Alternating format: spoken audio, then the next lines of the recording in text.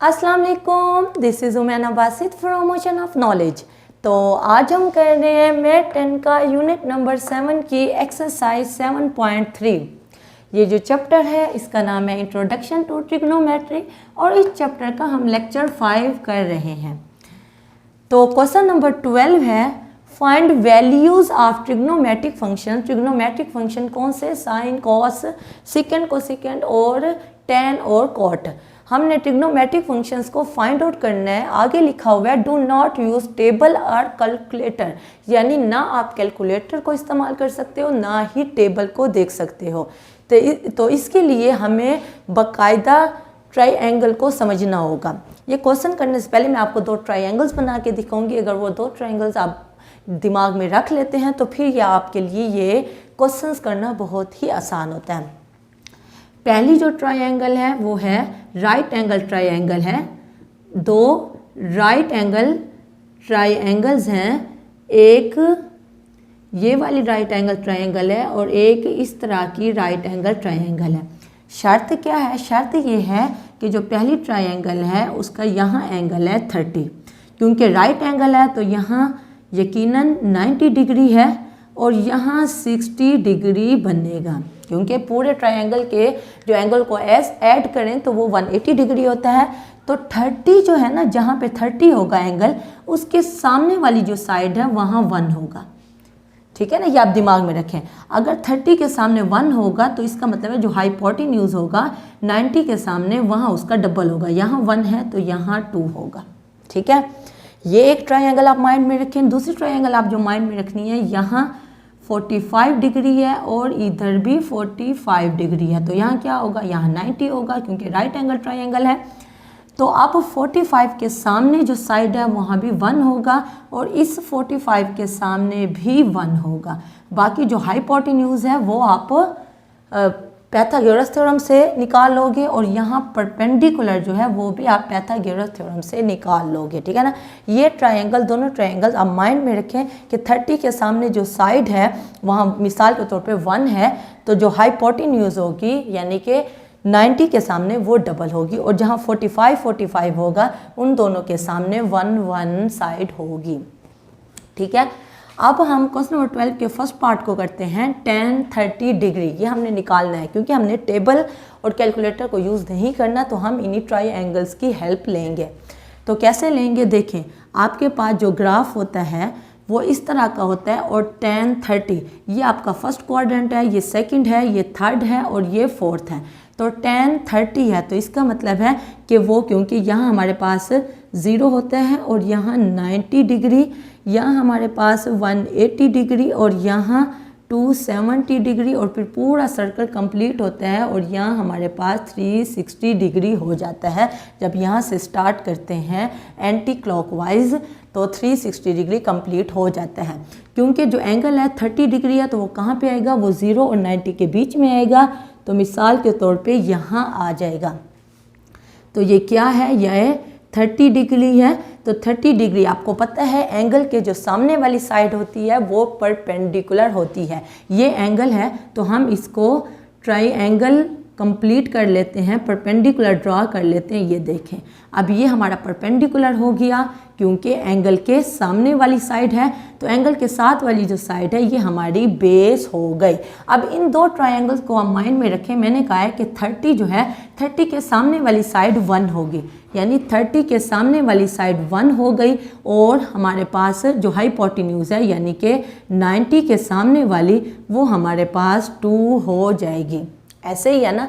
तो अब ये 1 मौजूद है, ये 2 मौजूद है, यहाँ क्या होगा? यहाँ 60 डिग्री होगा, क्योंकि तीनों डिग्री इसको ऐड करें तो ट्रायंगल की तीनों डिग्री ऐड जब होती हैं तो वो 180 डिग्री बनती है। अब ये ट्रायंगल बन गई। अब हमने निकालना क्या है? हमने बेस निकालनी है। तो बेस कैसे निकालेंगे? हम पैथागोरस थ्योरम से बेस निकालेंगे। तो हम लिख लेते हैं by Pythagoras theorem. Pythagoras theorem आपको पता है वो किसके बराबर होता है? वो हाइपोटेन्यूज का स्क्वायर बराबर होता है बेस का स्क्वायर और प्लस परपेंडिकुलर का स्क्वायर। ऐसे ही है।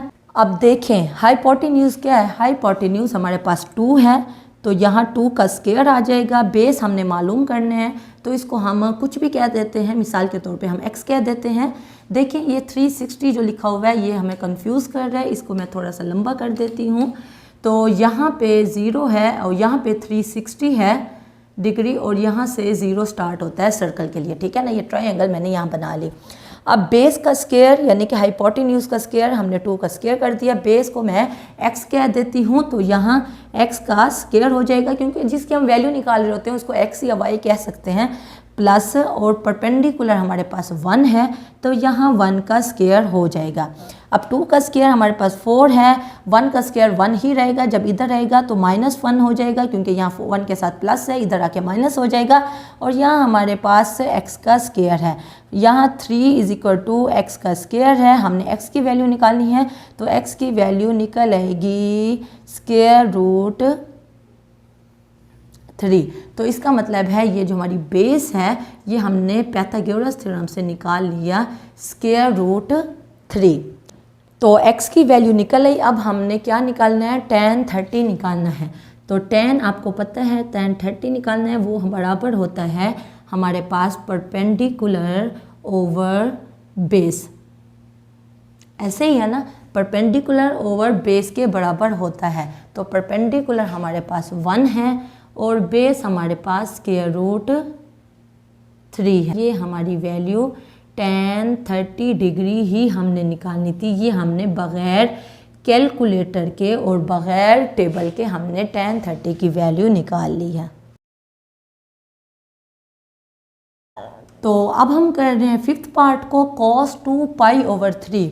2π/3 किसके बराबर है या मैं आपको लिख के दिखा देती हूँ। 2π का मतलब क्या है, 360, ठीक है ना। पूरा चक्कर कंप्लीट होता है 2π, पाई 180, 182, 360, 360 डिवाइडेड बाई 3 हमारे पास 120 डिग्री बनेगा। तो अब इसका मतलब है कि हम जो 5th पार्ट निकाल रहे हैं वो cos 120 डिग्री है। तो cos 120 डिग्री के लिए, क्योंकि यहाँ हमारे पास 0, यहाँ पे 90, यहाँ पे हमारे पास 180, यहाँ पे 270 डिग्री और यहाँ पे 360 डिग्री कंप्लीट होता है। अब क्योंकि हम cos 120 निकाल रहे हैं, 120 कहाँ पे लाई करेगा, ये फर्स्ट क्वाड्रेंट है और ये सेकंड क्वाड्रेंट है। सेकंड क्वाड्रेंट में 120 लाई करेगा 90 और 180 के बीच में। तो यहाँ पे कहीं पे हमारे पास 120 डिग्री बन रहा होगा।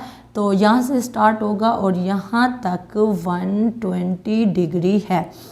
अब यहाँ तक 120 डिग्री है तो इसका मतलब है यहाँ से लेके यहाँ तक कितना होगा। देखें पूरी वैल्यू होती है यहाँ से लेके यहाँ तक, तो ये 180 डिग्री होती है। तो यहाँ से यहाँ तक 120 आ गया, तो ये बाकी कितना रहा, 120 में कितना ऐड करें, 180 है तो 60। तो इसका मतलब है कि ये जो है ये हमारे पास 60 डिग्री है यहाँ से लेके यहाँ तक। अब ये 60 डिग्री है और आपको पता है 60 डिग्री जो एंगल है उसके सामने वाला परपेंडिकुलर होता है और उसके सामने वाला हमारे पास परपेंडिकुलर होता है। तो यहाँ हमने परपेंडिकुलर ड्रा कर लिया और परपेंडिकुलर के साथ यहाँ एंगल 90 डिग्री बनता है। 60 के सामने वो दोनों ट्रायंगल्स आप माइंड में रखें।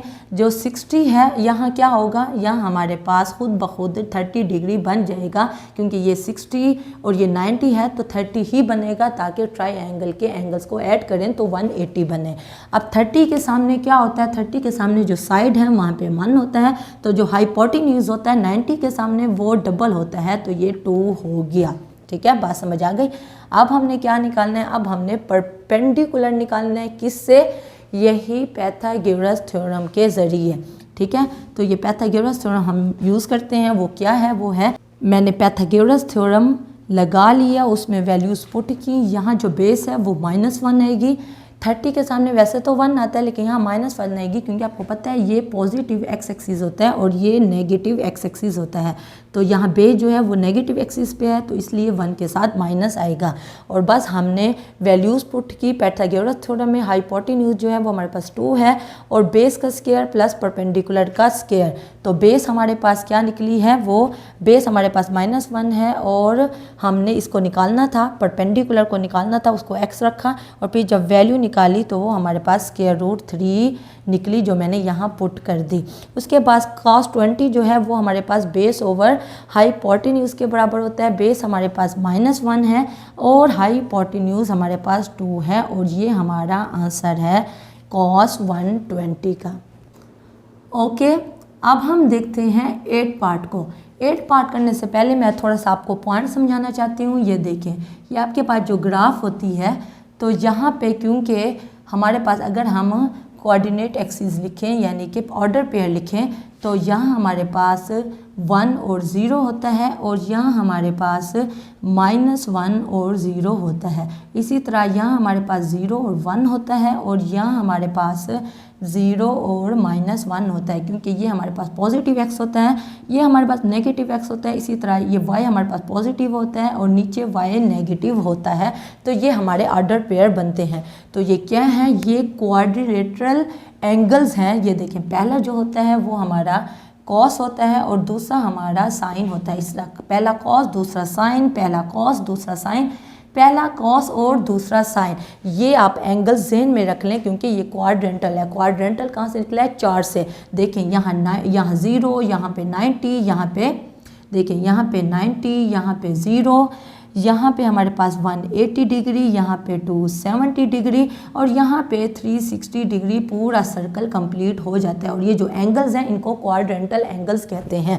और क्वाड्रेंटल एंगल्स के आप जो वैल्यूज़ हैं ये दिमाग में रखें कि ये पहला कॉस होता है, दूसरा साइन होता है।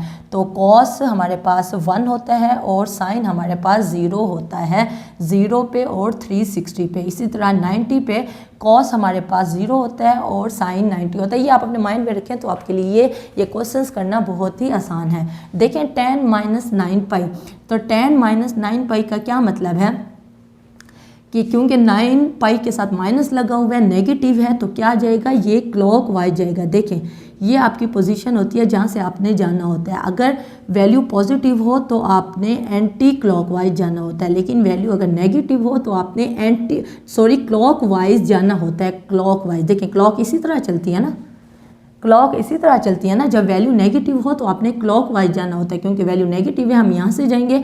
और 9 पाई है, आपको पता है यहाँ से लेके यहाँ तक कितना होता है, पाई, 1 पाई ऐसा होता है ना, क्योंकि पूरा सर्कल कंप्लीट होता है 360 डिग्री किसके बराबर होता है, 2 पाई के। इसी तरह 180 डिग्री किसके बराबर होता है, पाई के। जब पूरा सर्कल कंप्लीट होता है 2 पाई होता है, तो एक सर्कल एक कंप्लीट हुआ इधर तक, तो ये हमारे पास 1 पाई हुआ, 180 डिग्री हुई। तो यहाँ से लेके यहाँ तक क्या आ जाएगा, ये हमारे पास 2 पाई हो जाएगा। पूरा सर्कल कंप्लीट हो गया है 360, यहाँ से लेके यहाँ तक 2 पाई हो गया। इसी तरह यहाँ के यहाँ तक 3 पाई, यहाँ से लेके यहाँ तक 4 पाई, यहाँ से लेके यहाँ तक 5 पाई, यहाँ से लेके यहाँ तक 6 पाई, यहाँ से लेके यहाँ तक 7 पाई, 8 पाई, 9 पाई। देखिए यहाँ तक हमारा कंप्लीट हो गया, यहाँ से स्टार्ट होगा और यहाँ तक 9 पाई कंप्लीट करके यहाँ तक कंप्लीट होगा। एरो निशान जो टर्मिनल आर्म है वो यहाँ पे ख़त्म होगा। कहाँ पे ख़त्म हुआ है, एक क्वाड्रेंटल एंगल पे ख़त्म हुआ है। जब इन साइडों पे ख़त्म हो, ये 4 जो हैं ये क्वाड्रेंटल एंगल्स हैं, जब इन पे ख़त्म हो तो वो हमारा क्वाड्रेंटल एंगल पे ख़त्म होता है। अब यहाँ हमारे पास जो वैल्यू है वो -1 और 0 है। पहली वैल्यू जो होती है वो कॉस की होती है और दूसरी वैल्यू हमारे पास साइन की होती है। अब हमने क्या निकालना है, हमने tan -9 पाई निकालना है।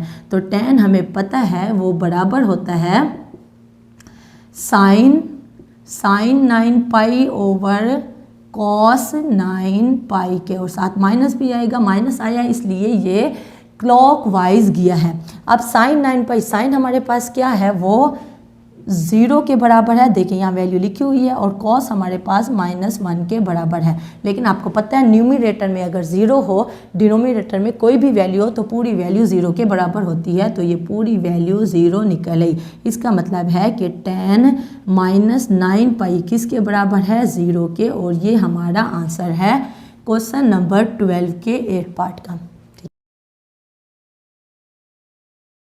ओके, अब हम कर रहे हैं 11th पार्ट को, cot 7 पाई ओवर 6। तो सबसे पहले हमें पता होना चाहिए 7 पाई ओवर 6 किसके बराबर होता है, यानी कि 7 को आप 180 यानी कि पाई से आप मल्टीप्लाई करो, 6 पे डिवाइड करो, तो आपके पास जो आंसर आएगा वो 210 आएगा। तो हमने इसका मतलब है निकालना है cot 210 डिग्री।